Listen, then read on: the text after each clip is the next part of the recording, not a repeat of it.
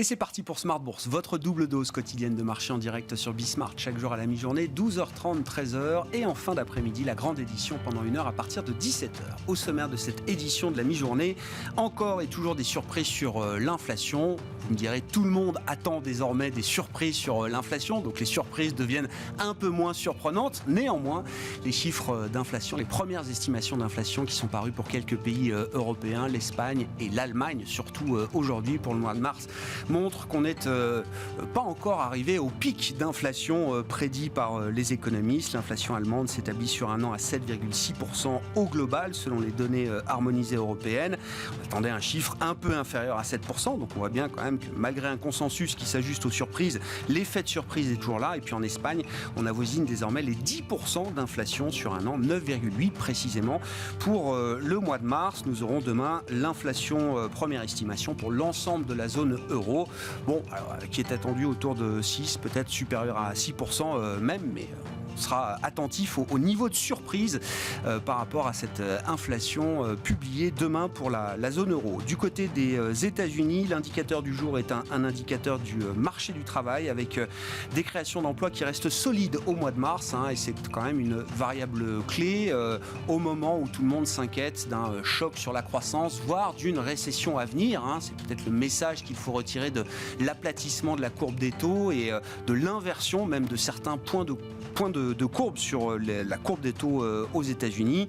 Pour l'instant, le marché du travail continue de créer des emplois à un rythme soutenu, 455 000 créations d'emplois dans le secteur privé, selon l'enquête mensuelle d'ADP pour le mois de mars. Nous aurons vendredi, évidemment, l'ensemble de la photographie et de la dynamique du marché du travail sur le mois de mars aux États-Unis avec la publication du rapport mensuel sur l'emploi. Et puis, dans le dernier quart d'heure de Smart Bourse, le quart d'heure thématique, nous ferons un focus particulier sur une classe d'actifs niche, mais qui reste quand même une classe d'actifs très utilisée, notamment par les investisseurs institutionnels, les convertibles. C'est Arnaud Gernat, gérant convertible chez Lombard Odier, qui sera avec nous en plateau à partir de 17h45 pour décrypter et analyser ce cas d'investissement des convertibles.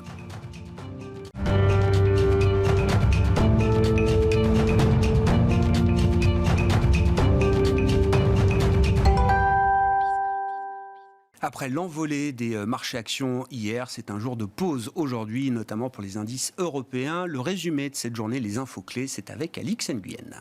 Le rouge se confirme pour l'indice parisien par opposition à la franche progression d'hier.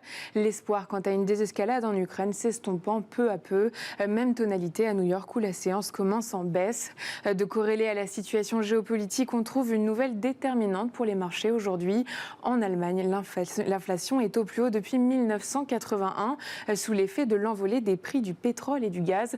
L'indice des prix à la consommation a augmenté de 2,5% par rapport à février et de 7,6% sur un an. En Espagne, toujours sur un an, l'inflation a atteint 9,8%, soit un pic de 37 ans. Ce matin, en visite à Chypre, Christine Lagarde évoquait dans son allocution des prix en Europe dont la hausse allait se poursuivre du fait de la guerre en Ukraine. Les prix de l'énergie et des produits alimentaires sont notamment concernés. Aux États-Unis, on relève de solides créations de postes. D'après le dernier rapport d'ADP sur l'emploi privé américain, les créations au mois de mars 2022 ont été au nombre de 455 000. La croissance de l'économie américaine au 4e trimestre a quant à elle été légèrement moins soutenue qu'anticipée à 6,9%. Du côté du marché obligataire, les rendements des treasuries à 10 ans est stable et celui à 2 ans avance. Sur le plan des valeurs, si elles caracolaient en tête de l'indice parisien hier, les banques et les valeurs automobiles connaissent des dégagements. BNP Paribas, Crédit Agricole et Société Générale sont en baisse. Exposé à la Russie, Renault essuie aussi un net repli. Le groupe envisage de transférer la propriété de sa participation majoritaire dans Avtovaz à un investisseur russe et d'ainsi quitter le pays. Il s'agit d'une information Bloomberg. A contrario, Carrefour est en hausse en France et d'ici 2025, le groupe annonce le lancement de Carrefour Énergie, un service de bornes de recharge électrique pour l'ensemble de ses hypermarchés et Carrefour Market. Tendance, mon ami, c'est chaque jour à 12h30 et 17h avec Alix Nguyen dans Smart Bourse sur Bismart.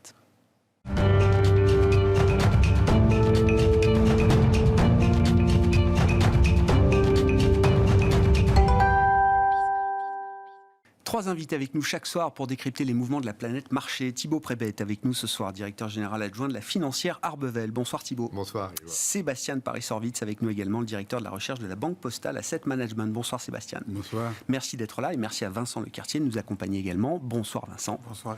Vous êtes gérant responsable de l'allocation d'actifs de WeSave. Je voulais qu'on débute l'émission avec... Alors, je sais que c'est un débat enragé pour l'avoir mené déjà il y a quelques années, le débat de l'inversion de la courbe des taux et surtout, quel signal une courbe de taux inversée envoie-t-elle au marché, aux investisseurs. Les rendements obligataires remontent donc aux États-Unis, notamment, si on prend la courbe de référence, et avec ce phénomène d'aplatissement de la courbe qui conduit fatalement à un moment à avoir des taux de 2 ans à 30 ans qui sont à peu près équivalents, ce qui est le cas aujourd'hui avec des phénomènes d'inversion qu'on peut mesurer au bips près, 2 ans, 10 ans, 5 ans, 30 ans, etc.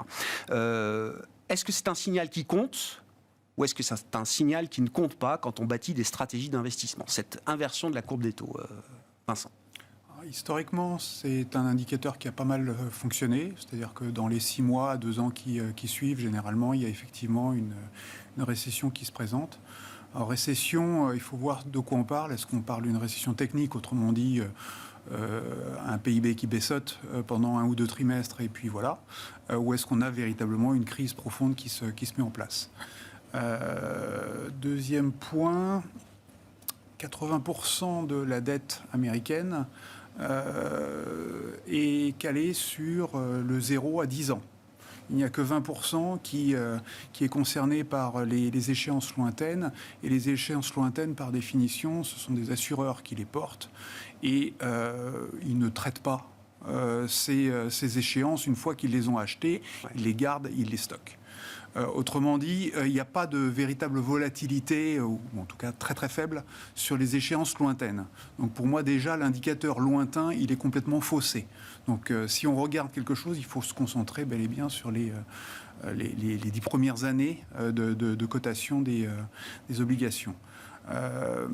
On est dans une circonstance qui, pour moi, est absolument extraordinaire, c'est-à-dire que la Covid a provoqué un déphasage complet du cycle économique. On ne pouvait plus consommer des services, on s'est reporté sur les biens industriels. Ça a provoqué des pénuries graves, donc de l'inflation. Donc derrière, effectivement, les banques centrales étaient probablement un petit peu en retrait, mais ne voulaient pas intervenir parce que la crise sanitaire les en empêchait. Cas de force majeure. Voilà. S'ajoute à ça la guerre en Ukraine, qui rajoute une couche énorme de surcroît d'inflation. Donc effectivement, là, les banques centrales n'ont plus le choix, avec des niveaux d'inflation aussi puissants que ce qu'on a aujourd'hui. Elles doivent, au minimum par la parole, faire quelque chose, à défaut d'agir. Donc elle commence à agir pour la Fed et effectivement, voilà, on commence à avoir un petit peu de hausse de taux aux États-Unis et on arrête surtout d'injecter des capitaux, ce qui était pour moi la plus grande des aberrations. Est-ce que l'inversion de la courbe des taux présage d'une récession à venir aux États-Unis? Pour le moment, on n'est pas du tout dans ce scénario-là. Ou alors, c'est qu'il faut vraiment que les économistes et les stratèges de marché modifient beaucoup leurs prévisions de croissance. Parce que pour le moment, on reste sur une prévision aux alentours de 3,5% pour cette année aux États-Unis, aux alentours de 2,5% l'année prochaine. Et si on en croit l'indication que donne le 20 ans ou le 30 ans américain, le 2,5% est quelque chose d'un petit peu normé sur le long terme. Donc, est-ce qu'on va passer en négatif? Moi, je Pour crois vous, pas. cette inversion de la courbe US, dans ce cas précis, elle est plus le reflet, par exemple, du changement de pied des banques centrales, forcé par la crise Covid, les conséquences de la crise Covid, la crise russe. Elles n'ont pas pu réagir. Elles n'ont pas pu réagir ou elles n'ont pas voulu réagir à temps l'année dernière. Et donc, effectivement, elles font un rattrapage. Donc, le marché s'ajuste et se rend compte qu'effectivement, sur la partie la plus courte de la courbe, il faut corriger et se dire qu'effectivement, on va avoir une remontée des taux d'intérêt.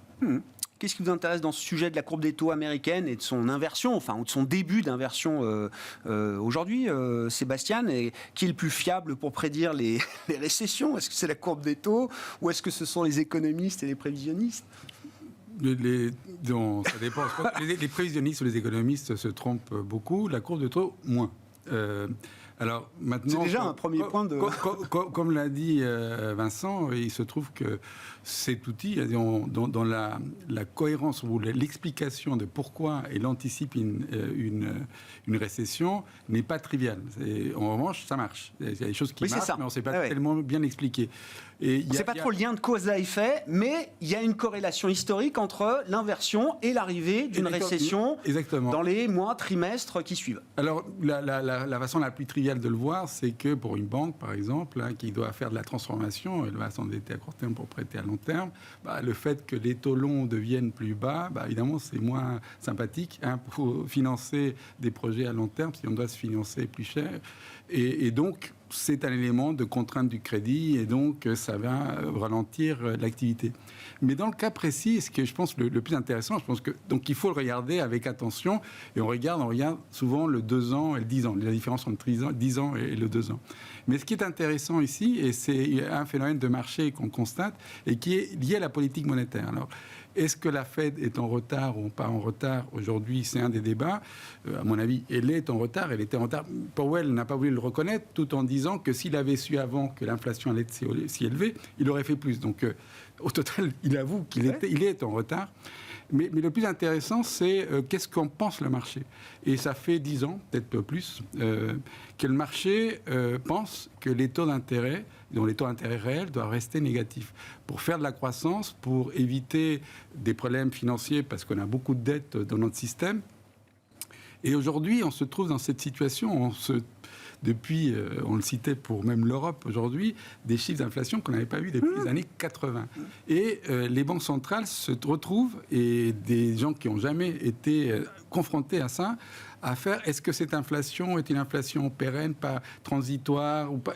Ce débat, aujourd'hui, la messe est plus ou moins dite, en tous les cas par les banquiers centraux, il faut s'attaquer à ce sujet. Et le marché court derrière à ce qu'on va appeler le taux terminal, c'est-à-dire quand doit s'arrêter la Fed. Alors, est-ce qu'ils peuvent aller à 3%, voire davantage, pour arrêter les spirales inflationnistes? Et ça, il y a un grand débat. C'est-à-dire que si on part supposer qu'on ne peut pas aller plus haut parce que sinon on va en déflation, surtout quand on n'a pas beaucoup de munitions pour traiter une récession. Mais bon, si on amène les taux, on arrive à amener les taux très hauts, ce sera le cas. Et le marché court après ce taux terminal. Nous, nos calculs, c'était il y a encore 3 mois, le taux terminal, c'était 1,5. La Fed s'arrêtait à 1,5. Aujourd'hui, on est déjà à plus de 2. Et le marché continue à pricer ça. Aujourd'hui, l'inversion a fait que, parce que le prix du pétrole a baissé, le 10 ans a baissé. Il y a une relation encore, un truc un peu mystérieux. Pourquoi le prix du pétrole aujourd'hui affecte le très long terme sur l'inflation? C'est un des mystères, c'est comme ça, sur la construction des anticipations des agents, des opérateurs de marché. Et donc aujourd'hui, la probabilité que la Fed puisse aller ou doive aller beaucoup plus haut n'est pas quelque chose de très ancré dans le marché. Et donc, dans ce sens, on se dit peut-être que cette inversion qu'on voit aujourd'hui est fausse, parce que la Fed doit aller beaucoup plus loin pour calmer cette inflation.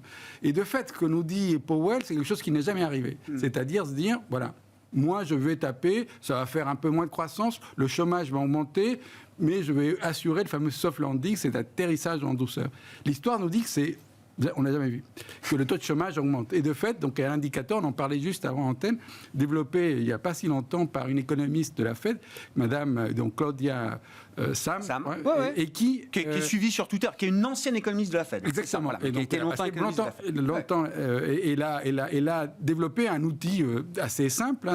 Et elle a vu que quand le taux de chômage, à partir du point bas de 12 derniers mois, augmenté de 0,5 points, la probabilité de récession était très élevée. Wow.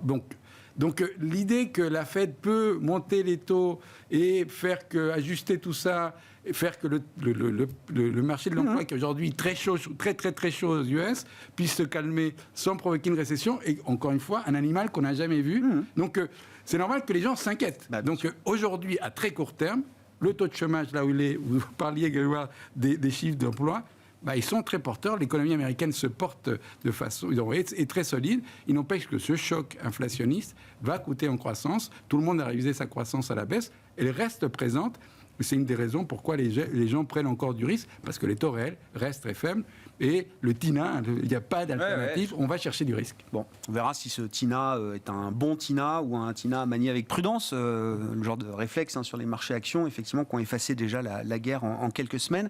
Sur l'inversion de la courbe des taux, Thibault, vous venez du monde obligataire, alors on a dit déjà beaucoup de choses. Quand j'étais jeune. Quand vous étiez jeune, en réalité, moi, je suis toujours mal à l'aise avec ça parce que je pense qu'on est dans des situations inconnues. On est en terrain incognita depuis maintenant assez longtemps. Et on essaie de calquer des vieilles recettes parce qu'on est perdu. Donc cette fois, c'est différent. On a eu 2008 et on nous a dit après, la prochaine crise sera financière. Puis en fait, on n'a pas eu de crise financière, on est l'explosion de la zone euro. Puis on nous a dit, dans 3 ans, on parle de Frexit, de Grexit, de tout ça. Et puis il n'y a rien de tout ça qui est arrivé. Puis on a une pandémie. Et on nous a dit, la prochaine crise, ça sera une pandémie. Tout ça n'existe pas. C'est-à-dire que la crise de 2008, elle est inconnue. Elle est singulière. La crise de la zone euro, c'est pas si mal fini, mais elle aurait pu très mal finir. Elle était totalement singulière. La crise du Covid est singulière. Et du coup, on veut se rattacher à des choses. Et je pense que les choses ne sont pas comparables. Pas plus en 2018 qu'avec 2008, qu'avec 2012, qu'avec 2020, qu'avec 2022. Et donc, qu'est-ce qu'on peut se dire ? On peut se dire qu'effectivement, le cycle, c'est qu'on est sur des sinusoïdes partout.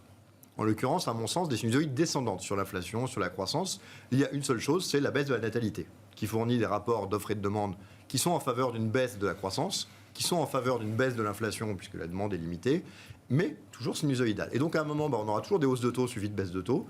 Quand on a une hausse de taux, elle est toujours suivie d'une baisse de taux. Donc, il y a toujours un moment où les taux à long terme sont plus bas que les taux à court terme, donc que la courbe s'inverse. Évidemment qu'en général, comme on a une récession tous les 3, 4, 5 ans, quand ça commence à monter, on sait que d'ici quelques années, on aura une récession, donc la courbe s'inverse. Toute la question étant de savoir en fait où est la poule, où est l'œuf. Est-ce qu'on a des risques de récession, donc la courbe s'inverse, ou est-ce que la courbe s'inverse nous prévient un truc qu'on n'a pas du tout vu venir ?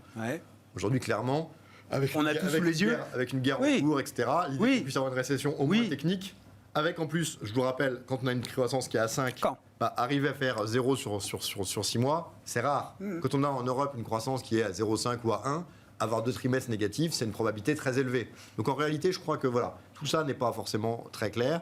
Et aujourd'hui, je pense surtout que les choses ne sont pas dans les cartes. C'est-à-dire qu'il y a des scénarios où la guerre se durcit, s'enlise des scénarios de rupture, et on va se prendre une vraie récession. Et à mon avis, les taux vont jamais monter aussi haut parce que on va se dire tiens, comme il y a une récession, la demande en matières premières s'effondre au moment où, comme d'habitude, les États-Unis produisent plus de pétrole et on fait un squeeze et au final il n'y a plus d'inflation. On peut avoir un scénario où ça repart très fort, où tout le monde reconsomme, où le Covid disparaît, c'est possible, et du coup la Chine reproduit et tout ça se règle de manière positive, ou d'autres scénarios de crise qu'on ne voit pas venir car on ne voit jamais venir les crises. Et je crois que dans ce cadre-là, dire que la courbe des taux nous dit un truc, c'est sympathique, mais c'est plus, à mon avis, le gérant qui veut se raccrocher à des signaux dont il a l'habitude qu'une analyse de la situation. Ce que vous dites, c'est que oui, dans le contexte actuel, ça n'apprend rien de nouveau aux investisseurs qui ont déjà les yeux rivés sur des risques multiples et multidimensionnels permanents. Ça apprend quand on monte les taux, en général, au bout d'un moment, on les rebaisse, ce qui est intéressant, mais globalement, n'est pas une news incroyable dans son contenu.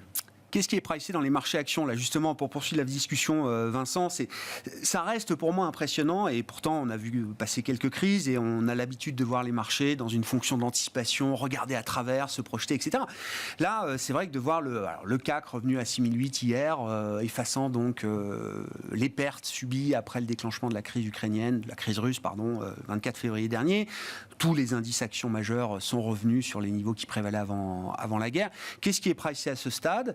Est-ce qu'on est attentif à des scénarios de rupture qui sont encore possibles devant nous ? Comment vous regardez les niveaux de marché aujourd'hui ?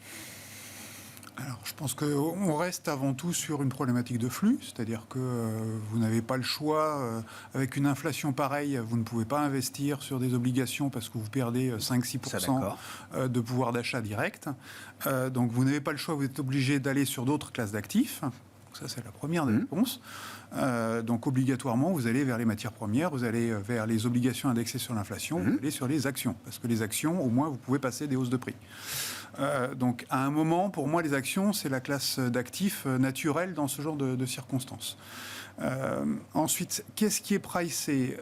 Est-ce que la guerre en question et l'hyperinflation qu'on a à la fois du côté de la hausse des tarifs qu'on fait passer et les coûts qu'on subit, est-ce que tout ça est déjà dans les cours ? La réponse est absolument non.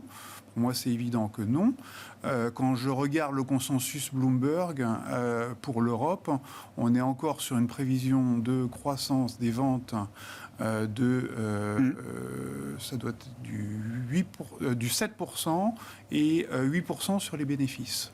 Donc c'est ridicule. On était un point au-dessus en tout début d'année. Donc on n'a absolument pas révisé. Donc comme d'habitude, on a des grosses révisions qui se font d'abord au niveau de la macro et ensuite, et seulement quand les analystes ont fait les rendez-vous avec les entreprises ou ont eu les publications de résultats, on fait les révisions. Donc pour moi, c'est clair que... c'est un indicateur retardé, très retardé. Ce travail de nettoyage, pour moi, il n'est absolument pas fait.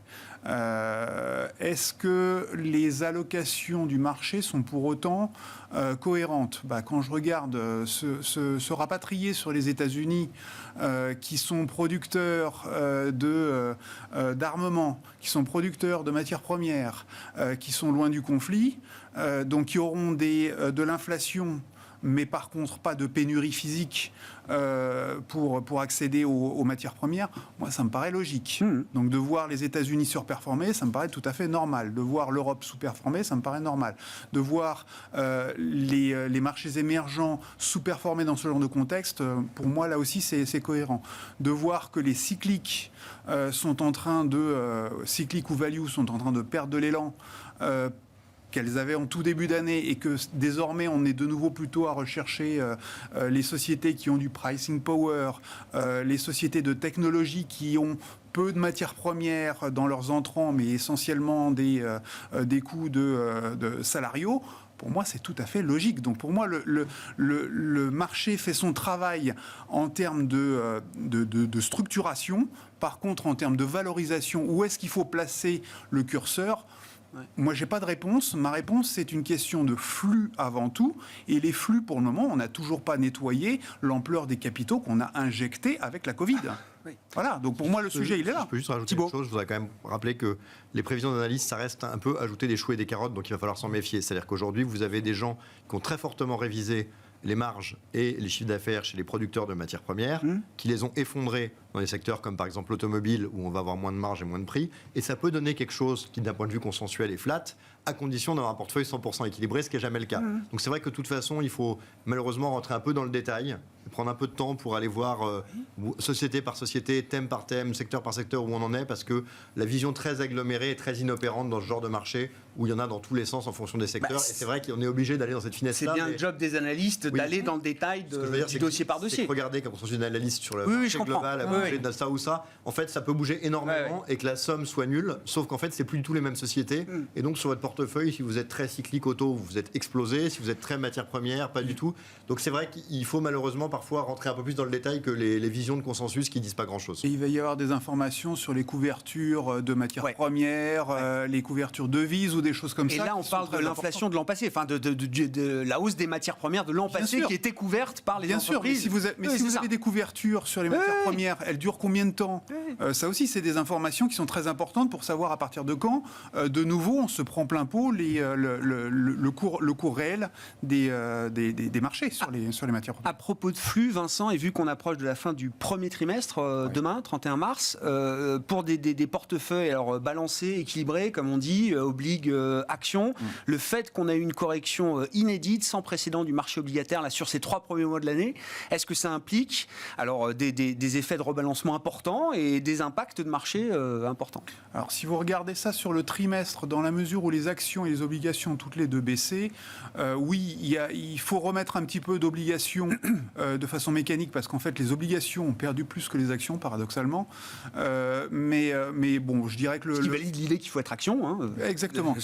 En relatif. Si vous regardez ça juste sur le mois, là, par contre, il faut rebaisser de façon significative votre exposition action pour remettre des obligations. Donc oui, il y a des gesticulations. Donc on va avoir des investisseurs là racheter des taux, enfin racheter de l'obligataire. Pour des raisons purement techniques, c'est-à-dire que si vous étiez à 50-50, votre portefeuille s'est déformé à toute vitesse. Pour être concret, nous on a été obligé de faire un rebalancement. Alors ça a été le hasard le plus complet, c'était le 8 mars, donc c'était le point bas. Ouais. Simplement parce que nos portefeuilles se sont énormément déformés sur les 2 premiers mois de l'année et qu'on se retrouvait à avoir une sous-pondération par rapport à ce qui était logique d'avoir en action. Donc on a été obligé de rebalancer. En l'espace de 15 jours, sur nos portefeuilles, on a eu une remontée de poids de 2% des actions Ce qui est colossal, Ouais. absolument colossal. Et on a été obligé de rebalancer une nouvelle fois. Donc en clair, on a acheté, on a eu du bol, c'était au plus bas, et on a été obligé de rebalancer une nouvelle fois dans l'autre sens, c'est-à-dire de revendre de nouveau des actions, donc prendre des bénéfices sur ce qu'on avait acheté en bas. Très bien. Au final, pour faire quoi? Pour racheter de nouveau des obligations qui... On n'est pas forcément à l'aise sur ce thème, mais notre mode de gestion nous pousse à quand même, une fois de temps en temps, revenir sur cette classe d'actifs. Sur la classe d'actifs actions, Sébastien, qu'est-ce qui vous intéresse? Est-ce que, je sais pas, est-ce que le rationnel de la remontée des indices actions est solide? Est-ce que l'espoir est une bonne stratégie? L'espoir est toujours une bonne stratégie. Ah bon Mais je reviens à ce que disait Thibault. En fait, on a un choc qui est absolument inédit. Tout le monde le dit, mais sur le marché, ça se voit. C'est-à-dire, première guerre depuis la Deuxième Guerre mondiale sur le territoire européen. Et évidemment, la dislocation que ça crée sur les matières premières est énorme. C'est-à-dire que la possibilité, aujourd'hui, les Allemands disaient, attention, la possibilité qu'on n'ait pas de gaz est réelle. Donc, ils ont déclenché le plan d'urgence. Voilà, Oui, et donc, oui. s'ajuster dans... Comment a réagi le marché? Vincent a raison. Le marché est allé chercher ce qui était évident déjà, s'exposer aux matières premières. Donc, sur la dernière semaine, le pétrole est baissant, les matières premières toute la partie énergie a baissé, mais c'est un des meilleurs performeurs depuis cette crise parce qu'elle est là. Donc, il y a une lecture qui est assez étroite qu'il faut faire sur qu'est-ce qui se passe aujourd'hui? Et il est évident que tant qu'on n'est pas sorti, parier sur les matières premières encore reste de mise, quels que soient les valos, etc. C'est là-dessus que va se déplacer le curseur. Alors, maintenant, quand on regarde les grands dynamiques, nous-mêmes, on les voit. La value, sur 2 ans, à peu près fait comme la croissance, à voir un petit peu mieux. Et on sait pourquoi. La reprise a été très forte. Toutes les parties cycliques ont remonté. Les banques ont bénéficié maintenant et continuent de bénéficier de la hausse des taux d'intérêt. Donc, tout ça paraît normal. Maintenant, quand on essaie de se déplacer, on parlait de récession, etc., c'est beaucoup plus difficile. C'est sûr, c'est plus difficile. Alors, nous, on n'est pas contraints. On a quelques clients qui nous imposent des contraintes de pondération définies, prédéfinies sur un profil de risque ou de tracking erreur dans le jargon technique dans laquelle on est contraint. Donc dès qu'il y a quelque chose qui déplace de trop, on rachète. Si on n'est pas contraint, évidemment, ne pas avoir de taux, Vincent et Thibault le disaient d'ailleurs. C'est la première des choses.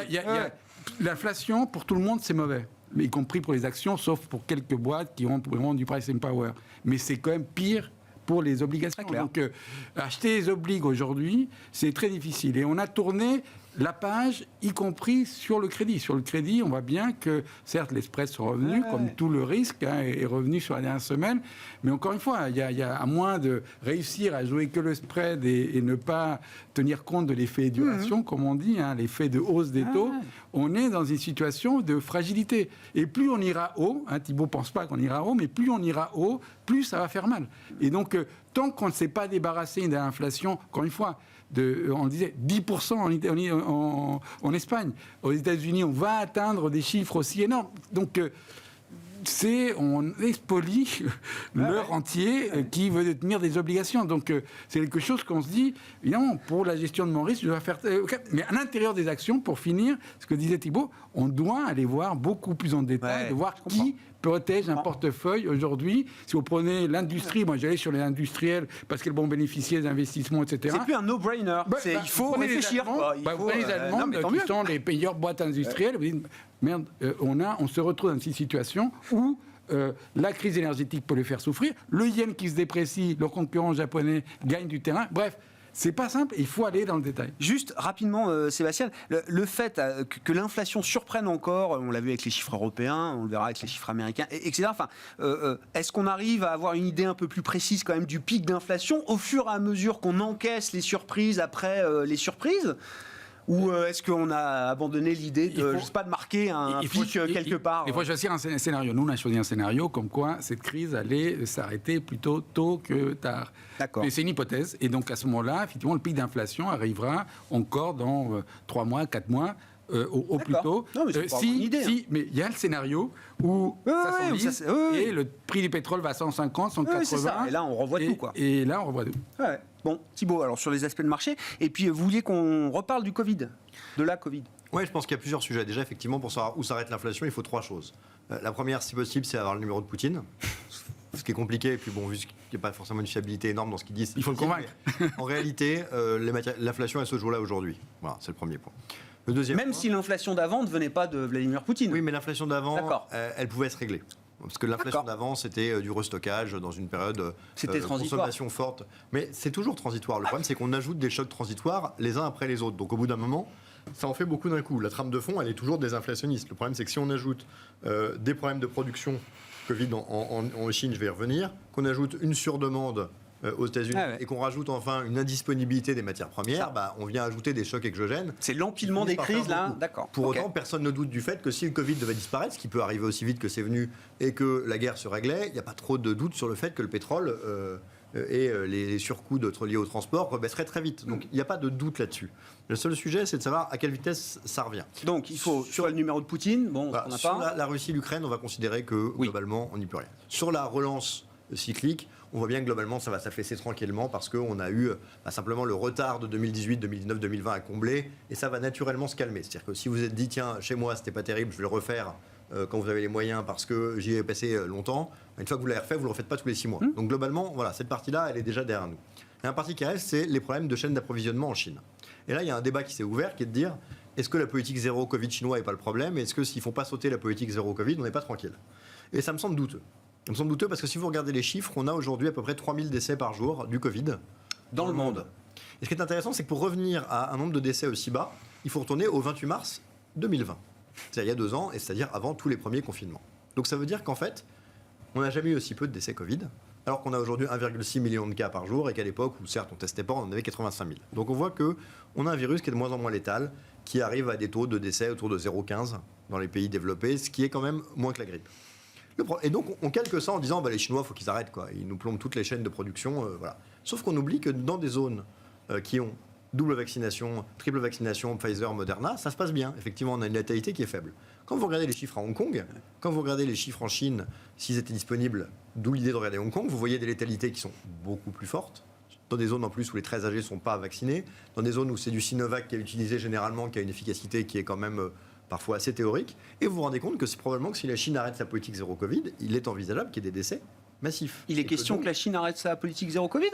En tout cas, il y a une mise en question de cette politique. Ouais. Certains espéraient qu'elle je pense atténue que cette politique. On est sans doute plus dans Et le vous dites ça, c'est un fantasme. Oui, Je d'accord. pense que c'est pas un fantasme, mais ça doit être couplé à une réflexion sur l'utilisation d'autres vaccinations, de vaccinations Pfizer ou autres, qui ait une efficacité plus importante. C'est-à-dire que la politique zéro Covid est pertinente, en tout cas compréhensible, à partir du moment où la vaccination ne donne pas une protection suffisante. Et on peut imaginer que Pékin, je ne sais pas, s'approvisionne en Pfizer ou en Moderna pour abandonner sa politique zéro Covid. En tout cas, à ce stade, abandonner une politique zéro Covid avec les taux de létalité oui. avec la vaccination actuelle me paraît une hypothèse qui est peu réaliste et qui devrait se nourrir d'une disparition du virus, quelque part par cette usure que certains évoquent, plus que par une volonté politique, parce que, effectivement, quand on regarde les résultats à Hong Kong, on n'a pas tellement l'impression qu'on peut se permettre d'ouvrir les vannes dans des populations dont la vaccination n'est pas top. Donc ça veut dire qu'il va falloir soit qu'ils arrivent à améliorer cette couverture vaccinale et ses effets, soit que le virus finisse par disparaître,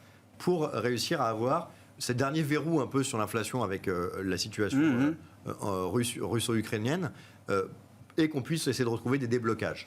Tant que ce n'est pas le cas, ça va rester quelque chose de relativement compliqué, même s'il ne faut pas se mentir aujourd'hui, la patte la plus importante, c'est la Russie, ce qui montre qu'on pense qu'on a des problèmes jusqu'au jour où, quand on a des vrais problèmes, on se rend compte que les précédents étaient gérables, et les problèmes d'approvisionnement étaient gérables. Les problématiques, en revanche, sur le gaz et le pétrole sont, à ce stade, beaucoup plus contraignantes. Je vous rappelle, pour les auditeurs qui ont passé en tête, que la corrélation, aujourd'hui, est quand même à 95% entre l'alimentation et le pétrole. Donc il faut garder en tête que voilà. Ça veut dire quoi ça? Ça veut dire que pour produire, il faut bien sûr, du carbone. Et que donc c'est je comprends. le pétrole qui fixe beaucoup plus de coûts que ce qu'on pense. Et tant qu'on a cette situation de blocage ou de crainte sur le pétrole russe, l'inflation va rester très élevée. Donc voilà, surveillons ces 2 points et effectivement essayons d'être compatibles avec des problématiques en choisissant des secteurs qui tiennent bien, En revanche, faire des prévisions, ça me semble nécessaire car c'est notre travail, mais objectivement, il faut être tout à fait humble sur ce qu'on peut sortir parce que ça dépend de forces qui nous dépassent fortement. Oui, je sens que vous êtes assez prudent sur l'espoir d'une amélioration sanitaire en Chine, ou en tout cas d'une amélioration de la politique sanitaire en Chine à court terme. Je suis en tout cas prudent sur ma capacité à prédire le moment où cette inflation va rebaisser car elle me paraît peu dépendre d'un certain nombre de sujets. Très confiant sur le fait que la démographie reste sur cette tendance très baissière qui fait que je ne serais pas étonné que même dans un an, avec plus des effets de base énormes, on parle déjà plus de déflation que de niveau d'inflation très élevé. Dans un an, on parlera plus de déflation, de risque déflationniste que de risque inflationniste. Comme réglé, mais n'oublions pas que tout est aussi beaucoup effet de base. On se compare à des matières premières extrêmement bas. Dans un an, on se comparera à des effets de matières premières très hauts. Si par hasard les solutions se sont décantées, ça pourrait être une histoire très différente. Donc ne tirons pas des plans sur la comète trop longs sur des situations qui peuvent bouger de manière très rapide. Ça peut bouger aussi vite, Sébastien ? Moi, je ne suis pas d'accord avec Thibault. En revanche, je suis d'accord avec lui sur la Chine. Sur la Chine, je suis d'accord avec lui. On n'en sait rien. Il y a beaucoup de déclarations. Il le disait, les taux de vaccination sont trop faibles en Chine. Et on voit bien que c'est le seul antidote. Le problème, c'est que ça prend du temps. Les Chinois sont rapides quand ils s'engagent quelque part. Il a tout à fait raison. Ils peuvent s'engager très vite et vacciner toutes les personnes de plus de 80 ans. Il y a 40% seulement, on en discutait tout à l'heure, qui sont vaccinés. C'est-à-dire que et nous, c'est 100%. Donc, oui, puis la qualité du vaccin compte aussi visiblement. La qualité compte, donc c'est pour ça qu'ils vont peut-être du ARN, ils vont l'adopter. Peut-être, il y a beaucoup de choses qui peuvent se passer. Pour l'instant, il y a du blocage et ça va entraîner des prix plus élevés. Donc la Chine contribue, avec la Russie, avec les problèmes de matière, à monter les prix. Non, mais plus fondamentalement, l'idée que, ce que vous disiez, est-ce que l'inflation est transitoire, pas transitoire ? Je pense que la messe est dite, elle n'est pas transitoire. Et la question, c'est qu'est-ce qui fait l'inflation ? Et donc, depuis des années, on s'est habitué, et il y avait plein de raisons de le justifier, que l'inflation vient que de l'économie réelle, et la politique monétaire, la quantité d'argent qu'on met dans le système ne sert à rien. En fait, le permet de faire des bulles, ou d'augmenter les dettes, etc. Je pense qu'il y a quelque chose qui a changé avec le traitement de la crise. Et commençons par l'Europe. Les inflations qu'on voit aujourd'hui, c'est vrai que c'est beaucoup d'énergie, c'est beaucoup d'aliments. Il n'empêche qu'il y a quelque chose qui se passe. On ne voit pas encore sur les salaires. Il y a des négociations gentilles encore en Allemagne. Oui. Aux États-Unis, c'est une autre histoire. Et donc, la question, est-ce que, avec ce cordon ombilical qu'on a créé entre banque centrale et État, disons, gouvernement, qui dépensent plus, donc qui transmettent l'impulsion monétaire à l'économie, avec la dette qu'on a, avec la dépense. Il faut bien voir, l'économie américaine est en surchauffe, brutale aujourd'hui. C'était l'objectif. Et c'était l'objectif. Oui. Mais c'était l'idée des banquiers centraux qui disaient, c'est pas grave. De toute façon, nous, on montrera les taux, qu'on vraiment sera un super surchauffe, parce que c'est pas la peine. Parce que, comme dit Théo, tout ça va revenir. Et ça va revenir. Le problème, c'est qu'aujourd'hui, ils sont en panique, peut-être à la Fed, mais ils se disent, non, c'est pas vrai. Il va falloir taper peut-être fort, trop fort, d'où les histoires de récession. Vous êtes convaincu qu'ils ne croient plus que l'inflation est transitoire ? Non, mais moi, je suis certain. Et aujourd'hui, c'est pour ça ce mode panique. Il faudra qu'à un moment donné, ça s'apaise. Mais encore une fois, c'est réfléchir à la complexité du monde dont on est. Là-dessus, je suis d'accord avec Thibault. Mais le fait de se dire que, parce qu'on vient de passer 10 ans de déflation avec des très mauvaises politiques en Europe, nous, on a créé notre propre déflation. Et aujourd'hui, on a l'air d'en sortir. Forcément, se dire que peut-être, au moins, la politique monétaire doit jouer un rôle et doit éviter de continuer à alimenter avec ces tombereaux de liquidités le système. Et comment on va sortir de cette crise ? Espérons qu'on va bien sortir. N'empêche, pour l'instant, c'est une des raisons pour lesquelles nous, on continue à dire les taux réels restent très faibles. Et c'est vrai que le TINA, le fait d'aller chercher des boîtes, et là, encore une fois, Thibault a raison, il faut aller regarder les entreprises qui a du pricing power dans ce monde compliqué, et qui peut encore faire un peu de levier pour transformer ça en croissance de façon saine. Ça fait sens dans des taux réels qui sont toujours négatifs. Donc, moi, je pense que peut-être on se trompe et on a changé de régime et que les banques centrales doivent faire beaucoup plus, c'est-à-dire la monnaie compte. Voilà. Bon. Qu'est-ce qu'on fait dans ce contexte pour préserver le capital, voire apporter un peu de performance aux actifs financiers, Vincent, en Ça l'occurrence. dépend de l'horizon d'investissement, Ouais. réponse Ouais. banale. Ça dépend du niveau de risque que vous voulez avoir et ça dépend de votre anticipation d'inflation. Non, mais Oui. Non, mais je vois que... Dur métier. Non, mais le sujet, il est là. Donc, Ouais. si vous êtes comme moi, c'est-à-dire si vous pensez qu'il y a une grosse partie de l'inflation actuelle qui est transitoire. Vous ne demandez pas à tous vos clients de savoir où est-ce qu'ils voient l'inflation. Non. Ouais. Non, mais je pense que la réponse, elle est assez simple. On a basculé de politique monétaire, entre guillemets, inefficace depuis 2008 à brutalement des interventions budgétaires. Et on voit bien que les interventions budgétaires, là, c'est l'économie réelle qui s'active et que derrière, il y a de l'inflation qui apparaît. Où est le curseur? Est-ce que c'est 1% de plus que ce qu'on avait avant Covid, 2%, j'en sais rien. Bon, mon pressentiment, c'est que c'est plutôt 1% de façon structurelle et que ça ira très bien et que ça sera gérable. Est-ce que les banques centrales vont taper de façon ultra agressive? Oui, je pense, parce que c'est dans leur mode de fonctionnement. Aujourd'hui, oui. Oui, voilà. Oui. Mais je pense qu'elles vont vite se calmer, parce que de toute façon, la priorité derrière, c'est quoi? C'est la santé, parce que la Covid vous a dit il faut investir dans la santé. C'est la défense. On a une guerre, c'est la transition énergétique, c'est la transition numérique. Donc c'est 4 plans d'investissement majeurs sur les prochaines décennies, et pour ça vous avez besoin d'avoir des taux d'intérêt bas. Et ça va créer de la croissance. Et ça, les États ne peuvent pas les faire tout seuls, ces plans d'investissement. On a besoin de partenariats avec les entreprises privées. Donc tout ça, pour moi, ça veut dire qu'on va avoir de la croissance sur de nombreuses années. Donc ma réponse est oui, on aura peut-être plus d'inflation, mais il faut avant tout aller chercher cette croissance. Si vous allez chercher cette croissance, c'est au travers des actions, et vous aurez besoin des matières premières pour une partie de ces choses-là. Très clair. Bon, est-ce que sur le plan du stock picking, puisque chez Arbevel c'est quand même le job, Thibault, est-ce qu'il y a déjà un marché d'opportunités stratégiques de long terme là, pour des boîtes, je sais pas, qui priceraient des environnements tellement adverses qu'on se dit à ce prix-là, sur 2, 3, 4, 5 ans, le marché j'y a un vais peu les changé. yeux fermés. C'est-à-dire qu'en fait, il y a 6 mois, enfin en gros avant octobre, le marché voulait de la croissance. En se disant qu'on est dans un monde justement où moi je reste sur cette idée démographique, une démographie qui s'écrase, c'est un monde sans croissance. Un monde sans croissance, pour gagner de l'argent, il faut être sur des sociétés qui créent leur croissance, donc souvent sur des nouveaux usages, donc de l'innovation, etc. Le marché était là-dessus. Ensuite, il s'est dit, tiens, les taux montent, maintenant je veux des sociétés pas chères. Parce que si les taux montent beaucoup, c'est un problème. Ce qui, à mon avis, est un peu pipeau, parce que souvent les sociétés de croissance ont des multiples élevés, mais qui en fait traduisent une très forte hausse des profits. Donc c'est pas parce que les multiples sont élevés sur les résultats 22 que sur les 24 ou 25, ils le sont encore. Ce qui reste un débat. Donc il y a eu l'étape, maintenant on veut des valeurs pas très chères. Et puis la nouvelle crise a changé la donne, puisqu'avec la Russie, les gens se sont dit, mais en fait, il faut peut-être déjà des sociétés qui gagnent de l'argent. C'est-à-dire que dire, regardez, Renault, c'est 3 fois... Ou... À un moment donné, il faut être sûr qu'il y ait des résultats à la fin de l'année. Et là, il y a un doute quand même. Parce que quand on n'arrive pas à produire et qu'on a des coûts qui augmentent, à un moment, c'est quand même un peu compliqué. Donc le marché est revenu sur l'idée, il faut des sociétés qui gagnent de l'argent. Là-dessus, il y a 2 thématiques qui sont les plus évidentes. La première, c'est effectivement les valeurs qui ont du pricing power et qui ont une demande structurelle. Le plus évident là-dedans étant les semi-conducteurs, qui est un secteur où la demande est très largement supérieure à l'offre.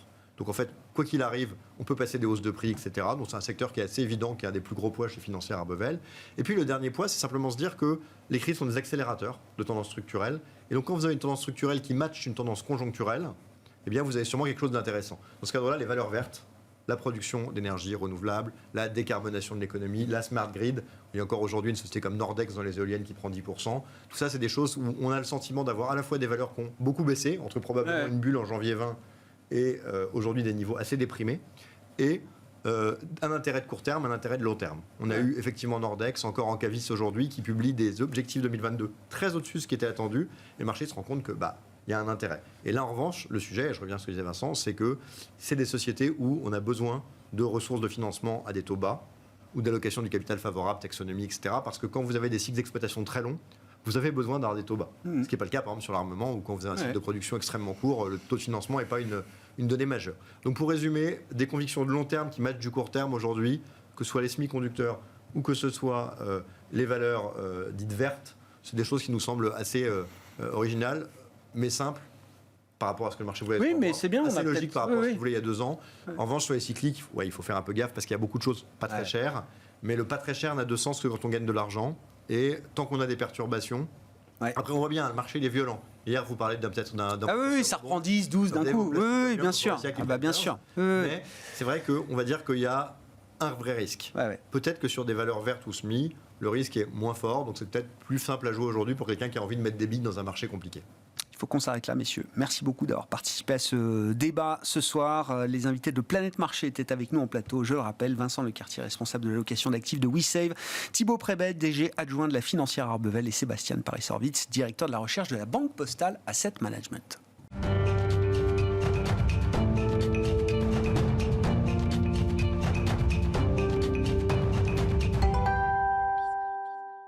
Le dernier quart d'heure de Smart Bourse chaque soir, c'est le quart d'heure thématique. Le thème ce soir, c'est celui des convertibles. Le cas des obligations convertibles dans l'absolu et dans le contexte de marché actuel, bien sûr. Nous allons en parler avec Arnaud Gernat, qui est à mes côtés, gérant chez Lombard Odier IM. Arnaud, bonsoir. Bonsoir, merci de recevoir. Ravi de vous retrouver dans ce studio. Je suis toujours ravi de parler des convertibles parce que je sais que il faut à chaque fois expliquer ce qu'est une convertible. Et donc je sais que les gérants convertibles sont généralement de très bons pédagogues, puisque vous avez toujours l'habitude d'expliquer en préambule ou de rappeler plus précisément en préambule comment fonctionnent alors ces produits un peu hybrides entre produits obligataires avec l'idée d'une option action également qui est intégrée à ces obligations convertibles. C'est quoi le pitch là qu'on fait en 30 secondes, 45 secondes à quelqu'un qui n'aurait jamais entendu parler des convertibles là? Alors, bon, déjà, c'est une petite classe d'actifs, hein, ça fait à peu près 500 milliards d'euros, donc ça fait quand même des gros chiffres, mais c'est pas si gros que ça par rapport aux actions, aux obligations. Alors pour faire simple, c'est un produit qui est relativement simple. C'est une obligation, donc ça, vous avez des coupons, un remboursement, et vous avez la possibilité d'échanger cette obligation contre des actions. Et ça vous donne quelques avantages. Alors, déjà, ça vous donne la sécurité des obligations, mais aussi ça vous permet de participer à la hausse des marchés actions. Et donc, pour faire simple, c'est un produit qui est tout terrain et qui correspond à n'importe quel temps. Donc si vous êtes par exemple un investisseur obligataire, ça vous donne déjà beaucoup de diversification par rapport à vos émetteurs habituels, mais surtout ça vous donne d'autres moteurs de performance que ce que vous avez l'habitude. Ça vous permet de profiter de la hausse des marchés actions. Si vous êtes un investisseur action, vous allez bénéficier de cette protection à la baisse qui est donnée par la partie obligataire de votre obligation, tout en gardant la possibilité d'avoir une participation à la hausse. Donc aujourd'hui, si vous êtes par exemple aussi un investisseur, un allocateur d'actifs, historiquement, les obligations convertibles ont une performance ajustée du risque qui est bien meilleure que beaucoup d'autres actifs. Je vous donne un exemple. Notre fonds global, si vous le regardez sur le long terme, vous avez à peu près une performance annualisée qui est de l'ordre de 4%, pour une vol qui est un petit peu moins de 5%. Ça, c'est pas si éloigné finalement que sur les marchés actions, qui ont à peu près 6% sur la même période, mais 3 fois plus de volatilité. Bien sûr. Donc en fait, c'est un actif un peu tout terrain et qui correspond bien aujourd'hui en fait à la situation qu'on connaît. Alors pourquoi ça correspond bien aujourd'hui? Parce que c'est tout terrain, mais j'imagine qu'il y a quand même peut-être des terrains qui sont plus favorables. Là, dans un monde où l'obligataire corrige de manière historique, on l'a beaucoup commenté, on a l'impression qu'on change de monde après 10, 20, 30 ans de baisse de taux. Justement, quelles sont parmi les caractéristiques des convertibles, qu'est-ce qui est intéressant justement dans ce moment de marché aujourd'hui, Arnaud? Alors, la première caractéristique, c'est que justement, quand vous bénéficiez de la hausse et vous avez une protection à la baisse, c'est un bon produit pour l'incertitude. C'est-à-dire que, en fait, vous pouvez dormir sur vos deux oreilles.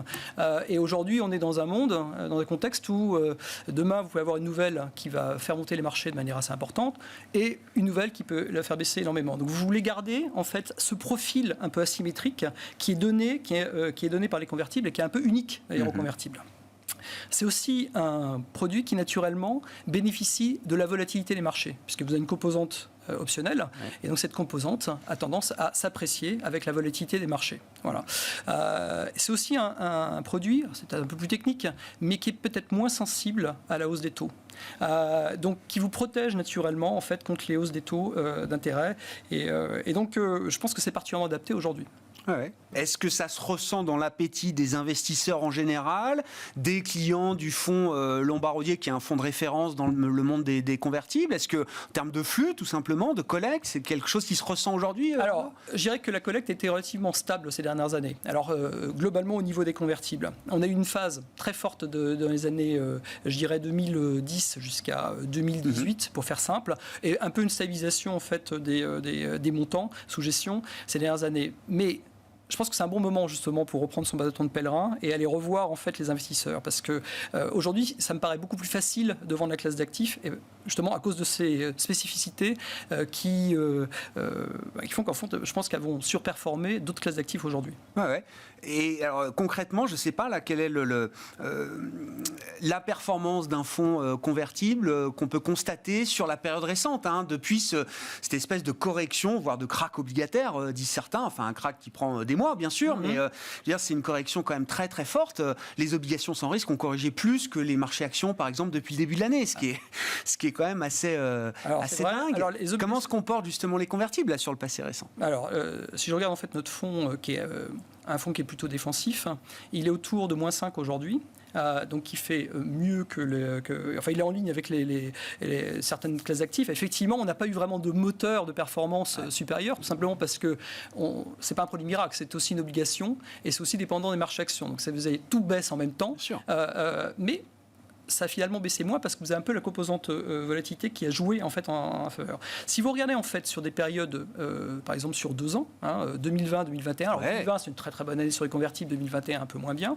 Les convertibles, je dirais, ont réussi à capter entre 40 et 70% de la performance des actions en fonction de votre positionnement, si vous étiez plus agressif ou pas, mais avec beaucoup moins de volatilité aussi que le marché action dans la même période. Et sur certaines zones, par exemple, nous avons un fonds qui est asiatique, qui est donc principalement investi sur des valeurs asiatiques, chinoises et autres. Ce fonds a réussi à avoir une performance à peu près 75% du marché asiatique sur ces 2 dernières années, mais avec certaines, fonds qui ont réussi à avoir une performance qui est même meilleure que les actions elles-mêmes. Donc vous pouvez avoir des situations où vous allez avoir une meilleure performance que les actions elles-mêmes, ce qui est assez étonnant pour des obligations. Ah oui, très clair. Très clair. Voilà. On trouve toute la gamme de qualité de crédit, puisqu'il y a quand même un sujet de crédit dans une obligation convertible. Arnaud, on trouve les bons émetteurs, les mieux notés, on trouve les milieux de classe, on trouve les investisseurs à risque également. Alors, les émetteurs à risque, pardon. On a un peu tout. Alors, ce qui est intéressant pour des investisseurs obligataires, c'est que vous avez une vraie diversification. Beaucoup d'émetteurs de convertibles ne sont pas forcément notés officiellement, donc ce n'est pas des émetteurs classiques, donc il y a une vraie diversification. Ça permet de sortir des indices. Exactement. Et une vraie diversification en termes de risque obligataire. Aujourd'hui, en fait, c'était intéressant parce que j'écoutais vos invités précédents, on est de plus en plus constructif en fait sur la partie obligataire. Long terme, on reste un peu méfiant, mais court terme, les obligations convertibles en fait, pour une partie d'entre elles, apportent de la performance. Donc vous avez par exemple des obligations à 1 ou 2 ans qui vont avoir des taux à 5, 6, 7%, voire même qui sont investment grade. Aujourd'hui, on a fait récemment en fait un portefeuille qui a 3,5% de taux investment grade en euros, tout en ayant une sensibilité action. Donc vous avez une option pour la hausse du mais en même temps, vous avez un portefeuille de bonne qualité de crédit qui vous fournit du taux. Voilà, c'est un des avantages des obligations convertibles aujourd'hui. L'intérêt pour les émetteurs, et est-ce que d'ailleurs de plus en plus d'émetteurs émettent des convertibles, Arnaud? Je ne sais pas si c'est un sujet pour vous, l'univers de marché, l'univers d'investissement. C'est très important parce que d'abord c'est une source en général de performance, et donc on a connu sur ces 2 dernières années un niveau d'émissions qui était très élevé, à peu près 150 milliards par an d'émissions. Cette année, l'année a commencé un peu lentement, mais on peut pas. Je pense que c'est vrai pour toutes les classes d'actifs. L'incertitude fait que les émetteurs attendent un petit peu pour savoir s'ils vont émettre. Donc oui, c'est vrai que le début d'année était plus lent. Je dirais que historiquement, plus les taux augmentent, plus ça fait du sens pour un émetteur d'émettre une obligation convertible, parce que ça permet de le faire avec un niveau de taux qui est plus bas, puisque vous fournissez à vos investisseurs cette option. C'est un peu la contrepartie. Voilà. Bon. Et puis vous dites également, alors chez Lombard Odier, c'est vrai avec la naissance d'un nouveau fonds convertible dédié à la transition écologique, au net zéro, comme on dit, 2050, les accords de Paris, etc. Pourquoi c'est une classe d'actifs qui permet d'investir dans la transition peut-être mieux que d'autres classes d'actifs, Arnaud? Alors en fait, oui, on a lancé un fonds début novembre qui est dédié à la transition climatique. Alors, on verra pourquoi les convertibles? En fait, les convertibles sont particulièrement bien exposés sur cette thématique. Donc vous allez retrouver des fabricants de véhicules électriques, vous allez retrouver en fait des valeurs qui sont sur sur l'énergie renouvelable. Vous allez trouver aussi une partie importante sur ce qu'on appelle les fournisseurs de solutions. Et ça, c'est ce qu'on essaye de jouer. On essaye en fait d'associer cette transition climatique avec un impact boursier. C'est bien de parler en fait de cette transition, de l'empreinte carbone et autres. Mais ce qui est surtout important, c'est ce que ça va avoir comme conséquence sur les valeurs. Et c'est ce qu'on essaye en fait de jouer avec ce fonds. C'est par exemple des valeurs qui sont sur l'électrification. Donc on pense que ces valeurs-là vont bénéficier toujours d'une croissance et de la demande dans les prochaines années de manière assez importante. Donc oui, c'est un fonds article 9, donc c'est important pour certains de nos investisseurs et qui permet de jouer cette thématique. Merci beaucoup Arnaud. Merci d'être venu nous éclairer sur le sujet des convertibles. C'était le cas d'investissement du jour, la classe d'actifs du jour, celle des convertibles présentée par Arnaud Gernat, gérant chez Lombard Odier IM, qui est avec nous en plateau ce soir dans le quart d'heure thématique de Smart Bourse. Voilà pour cette édition. On se retrouve demain en direct à 12h30 sur Bismart.